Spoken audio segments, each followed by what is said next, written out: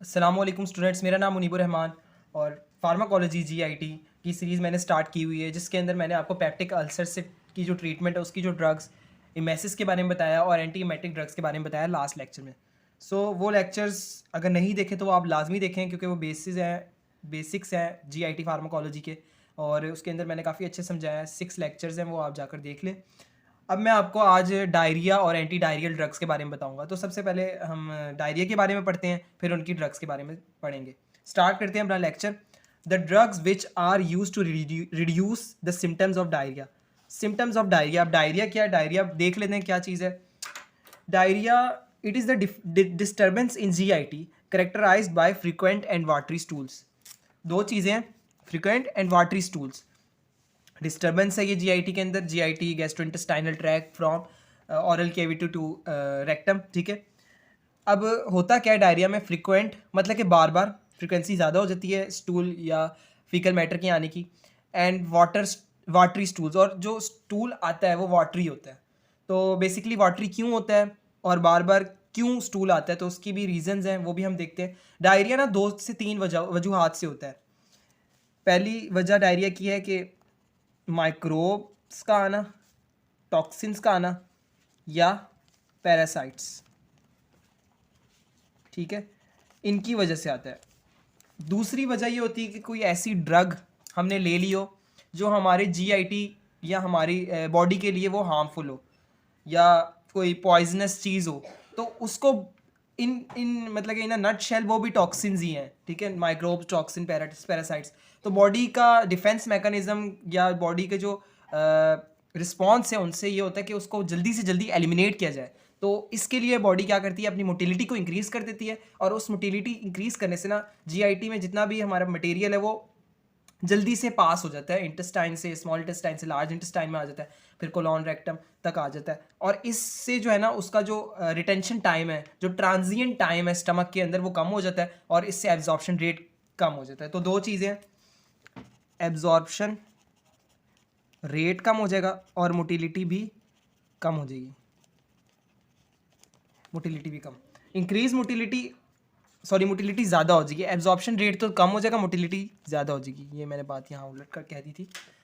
So increase motility of GIT मैंने समझा दिया क्यों होती है। Decrease absorption of fluid are major factor. जब फ्लूइड की एब्जॉर्प्शन ही कम होगी तो जो पानी जो है वो बॉडी में रिटेन नहीं रहेगा, तो ब्लड में रिटेन नहीं रहेगा, तो उससे क्या होगा? डिहाइड्रेशन हो जाएगी। डायरिया क्यों इंपॉर्टेंट है, हमें क्यों ज़रूरत पड़ती है डायरिया को ट्रीट करने के लिए? Diarrhoea can lead to dehydration and electrolyte balance, ठीक है। तो डिहाइड्रेशन हो जाता है और इलेक्ट्रोलाइट बैलेंस, जो इलेक्ट्रोलाइट्स का बैलेंस है वो सारा डिस्टर्ब हो जाता है। एक्शंस ऑफ एंटी डायरियल्स, अब एंटी डायरियल्स कौन कौन से होते हैं, उनका एक्शन क्या क्या होता है? अब दो चीज़ें, डायरिया को ट्रीट किस तरह किया जा सकता है? या तो हम मोटिलिटी को डिक्रीज़ कर दें और साथ साथ एब्जॉर्प्शन को इंक्रीज़ कर दें सेम, या टॉक्सिन को ही रिमूव कर दें, ठीक है। तो anti diarrhoeal include anti motility agents पहला, दूसरा एब्जॉर्बेंट्स, तीसरा the drugs that modify fluid and electrolyte transport, जो इलेक्ट्रोलाइट और फ्लूइड ट्रांसपोर्ट को इन्हेंस या मॉडिफाई करती हैं। तो सबसे पहले एक क्लास देख लेते हैं, एंटी मोटिलिटी एजेंट्स।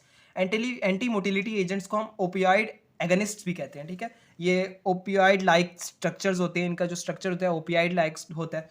और डाइफेन ऑक्सलेट एंड लोप्रामाइड जो है ये इसके अंदर अलमशहूर ड्रग्स हैं, ठीक है। जो लोप्रामाइड है वो इमोडियम के नाम से आते हैं, कैप्सूल भी होते हैं, टैबलेट और सिरप्स, इमोडियम, ठीक है।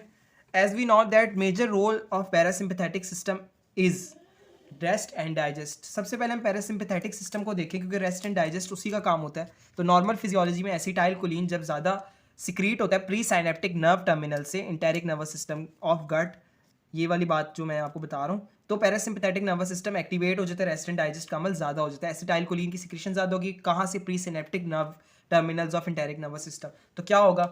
जो मोटिलिटी है वो इंक्रीज़ होना स्टार्ट हो जाएगी, सिक्रीशंस इंक्रीज़ होना स्टार्ट हो जाएगी, एब्जॉर्प्शन रेट भी उस टाइम जो है वो नॉर्मल होता है अगर नॉर्मल फिजियोलॉजी की बात करें। लेकिन अगर एसिटाइलकोलिन ज़्यादा सिक्रीट होना स्टार्ट हो जाए because of some toxin, because of some bacteria, तो उसको ट्रीट करने के लिए हम एंटी डायरियल्स देते हैं।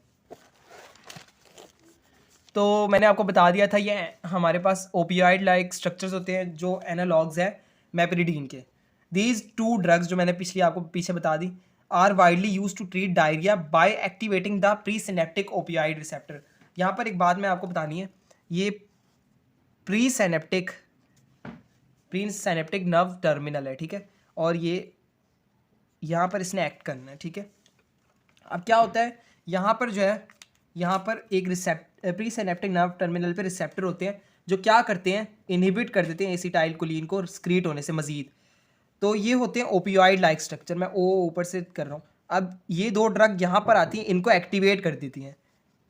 एक्टिवेट करेंगी तो नेगेटिव मतलब कि एसिटाइल कोलिन भी सिक्रीट नहीं होगा और यहाँ पर एक्ट नहीं करेगा। तो ये इसका mechanism basically. These two drugs are widely used to treat diarrhoea by activating the presynaptic opioid receptor. This will inhibit acetyl choline release and decrease peristalsis. Same बात, पेरिस्टॉल्सिस डिक्रीज हो जाएगा, डायरिया ट्रीट हो जाएगा।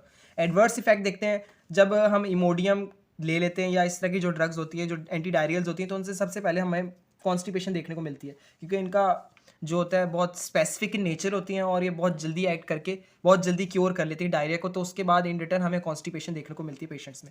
Abdominal pain हो जाती है, कुछ लोगों को एलर्जी होती है, एलर्जिक रिएक्शंस भी हो जाते हैं इनसे, ड्राई माउथ हो जाता है, ज़ेरोस्टोमनिया कहते हैं इसको, और मेगाकोलॉन हो जाता है, कोलॉन की inflammation and enlargement. And these drugs can not be given to the patient of colitis, जिनको कोलॉन की इनलार्जमेंट हो, ठीक है, या इंटेस्टाइन की इन्फ्लामेशन, उनको नहीं दी जाती। एब्जॉर्बेंट से दूसरी क्लास, एब्जॉर्बेंट जो है aluminium hydroxide and methyl cellulose है।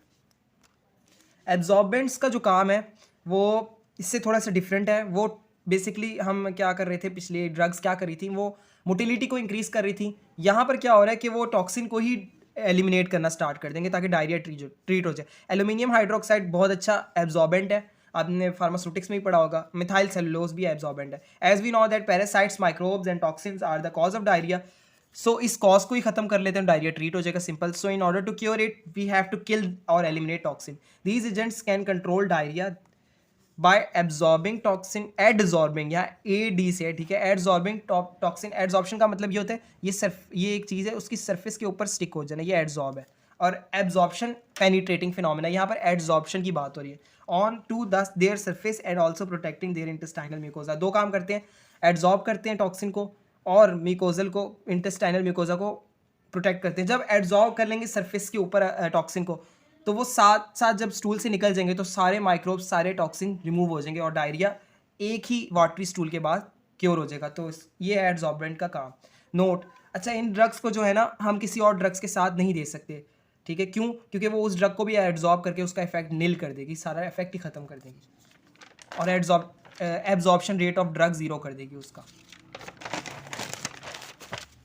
सो लास्ट में जो क्लास है उसमें आती है agents that can modify fluid and electrolyte transport. जैसे हमें पता है डायरिया से इलेक्ट्रोलाइट